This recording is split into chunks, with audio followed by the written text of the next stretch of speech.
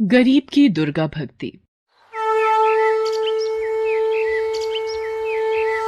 जय अम्बे गौरी मैया, जय श्यामा गौरी, तुमको निश दिन ध्यावत हरि ब्रह्मा शिव जी। ओम जय अम्बे गौरी। अरे भोला, रुक बेटा, ले ये माता रानी का प्रसाद खा के जा। ले हाथ आगे कर। ओहो माँ, पहले ही देर हो रही है, लाओ जल्दी। जल्दी का काम शैतान का होता है बेटा, आराम से जा। आराम से तो बस आप ही रह सकती हो माँ जी, ये आराम से बैठ गए तो घर कैसे चलेगा। जाओ जी, जल्दी जाओ आप। माँ जी के पास तो कोई काम है नहीं, सारा दिन माता रानी के सामने घंटी बजाने के सिवाय। भोला अपने खेत के लिए निकल जाता है। ना तो उसने मीना को उसके व्यवहार के लिए टोका और ना ही मंगला उसे कुछ कह सकी। दरअसल मंगला की बहू मीना बहुत ही तेज तर्रार थी, साथ ही लालची और मतलबी भी। वो मंगला से कभी भी सीधे मुंह बात नहीं करती थी। भोला भी उसी के रंग में रंग चुका था। दूसरी तरफ मंगला सारा दिन बस मां दुर्गा की भक्ति में ही लीन रहती थी। उसे दुनियादारी से कोई मतलब ही नहीं था। ना उसे मीना से कोई उम्मीद थी और ना ही भोला से। उसे तो बस अपनी माता रानी का साथ ही चाहिए था जो उसके पास था। माते, ये मंगला आपकी परम भक्त है, लेकिन इसकी ये बहू इसे कितना प्रताड़ित करती है। ना तो उसे ठीक से खाने को देती है और ना ही पहनने को। इसका बेटा भी इसकी परवाह नहीं करता। माते, आपको नहीं लगता कि मंगला को आपकी मदद की आवश्यकता है? शेरा, आवश्यकता तो हर मनुष्य को हर समय होती है, लेकिन उसे पूरा कैसे करना है ये तो मनुष्य के अपने हाथ में ही होता है। विधि के विधान में सभी का भाग्य लिखित है। थोड़ा धीरज रखो। जैसे मंगला के मन में मां दुर्गा बसी हुई थी, ठीक वैसे ही मां दुर्गा भी मंगला से बहुत प्रेम करती थी। लेकिन फिर भी अभी मंगला को बहुत कुछ सहना था। मीना बेटी, कल से नवरात्रे शुरू हो रहे हैं, तो माता रानी की पूजा का सामान चाहिए था और मेरे व्रत भी होंगे तो। माँ जी, देखिए, आपको व्रत रखने हैं तो शौक से रखिए, लेकिन एक बात साफ साफ सुन लीजिए, आपके लिए फल मेवा और ये पूजा का इतना महंगा सामान लाने के लिए पैसे नहीं है हमारे पास। सब कुछ तो आपके सामने ही है। पता नहीं फिर भी आपको कुछ दिखता क्यों नहीं। ले दे के एक खेती तो है हमारे पास। बड़ी मुश्किल से इस बार चने की फसल कुछ ठीक ठाक हुई है, वो भी अभी पूरी तरह से तैयार नहीं है। अब आप ही बताइए कि पहले घर के जरूरी खर्च देखें या आपके ये सब नाटक। इतना कहकर मीना वहां से चली गई। मंगला ने बड़ी उम्मीद भरी नजरों से भोला की तरफ देखा, लेकिन भोला ने भी उसकी उम्मीदों को पल भर में तोड़ दिया। माँ, मीना ठीक ही तो कह रही है। वैसे भी तुम्हारा हर दिन तो माता रानी के नाम से ही शुरू होता है और उन्हीं के नाम के साथ खत्म भी होता है।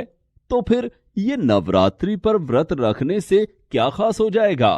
खामखा तुम्हारी तबीयत बिगड़ जाएगी और फिर डॉक्टर की फीस और दवाइयों पर फालतू खर्च, ये सब बड़ा भारी पड़ जाएगा माँ। मंगला फिर कुछ न कह सकी, लेकिन वो उदास जरूर थी।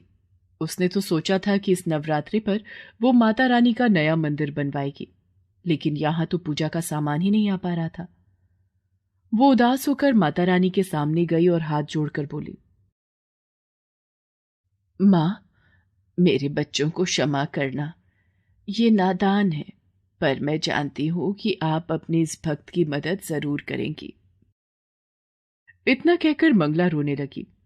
दूसरी तरफ मीना के दिमाग में नई खिचड़ी पकने लगी थी। सुनो जी, मैं क्या बोल रही थी, अपने खेत की फसल बस तैयार ही होने वाली है, तो किसी को तो उसकी रखवाली करनी ही होगी। हाँ, तो मैं रहता तो हूं सारा दिन खेत में। देखा, भूल गए ना, कल हम दोनों को मेरे मायके चलना है पूरे 1 हफ्ते के लिए।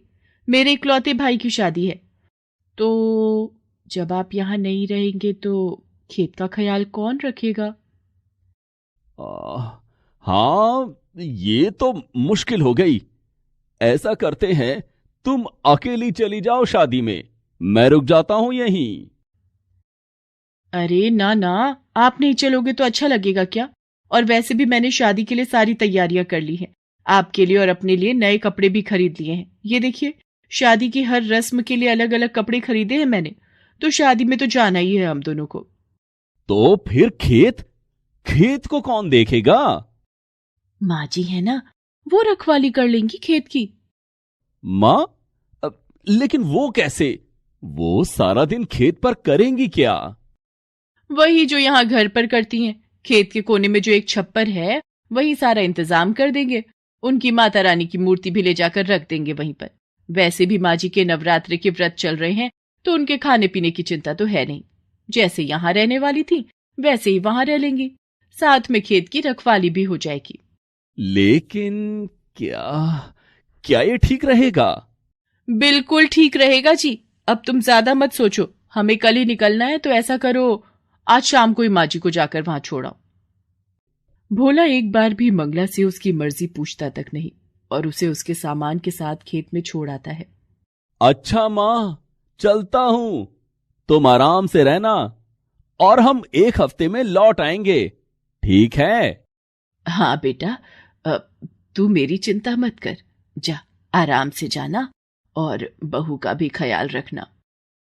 मंगला जानती थी कि अब उसे अपनी आगे की जिंदगी उसी छप्पर के नीचे बितानी थी, क्योंकि वो मीना के लिए सिर्फ एक बोझ थी जिसे उसने खेत की रखवाली के बहाने उतार दिया था। इस सब के बाद भी मंगला दुखी नहीं थी, क्योंकि उसकी माता रानी तो अब भी उसके साथ ही थी। शेरा, कितने दिन हो गए धरती पर विचरण किए हुए। चलो, आज चलते हैं। माँ दुर्गा की बात मानकर उनका शेर अपना रूप बदलकर एक बालक का रूप धारण कर लेता है और माँ दुर्गा स्वयं उसकी माता का स्वरूप लेकर धरती पर आती है। वो शेरा के साथ मंगला के गांव में ही आती हैं। चलते चलते वे दोनों भोला के खेत के पास रुकते हैं, जहां मंगला अपने छप्पर के नीचे माँ दुर्गा की भक्ति में लीन थी।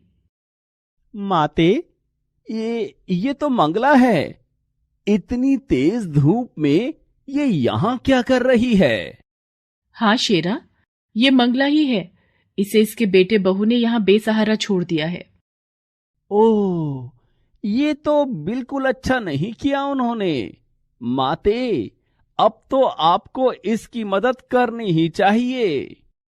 माँ दुर्गा मुस्कुराकर शेरा की तरफ देखती हैं और फिर उसे अपने साथ चलने का इशारा करती हैं। वे दोनों सीधे मंगला के पास पहुंचते हैं। फिर माँ दुर्गा मंगला से कहती हैं, माता जी प्रणाम। मेरा नाम दुर्गा है और ये मेरा बेटा है। इसे बहुत भूख लगी है। हमारा घर यहाँ से काफी दूर है। पहुंचते पहुंचते शाम हो जाएगी। अगर आपकी आज्ञा हो तो क्या हम आपके खेत से कुछ चने ले सकते हैं? बस मेरे बच्चे का पेट भर जाए, इतने ही लेंगे। आपकी बड़ी कृपा होगी। नहीं, तुम नहीं ले सकते। क्या कहा? हम नहीं ले सकते? लेकिन लेकिन मुझे बहुत भूख लगी है। बस थोड़े से दे दीजिए ना। बेटा, कच्चे चने ले भी लोगे तो भला उन्हें खाओगे कैसे? तुम दोनों यहीं रुको, मैं खुद जाकर चने लाती हूँ और फिर अपने चूल्हे पर उन्हें भूनकर तुम्हें देती हूँ। फिर देखना क्या स्वाद आता है। मंगला उन दोनों को वहीं बिठाकर खुद चने लेने के लिए खेत में चली जाती है और अपनी झोली में ढेर सारे चने लेकर वापस लौटती है।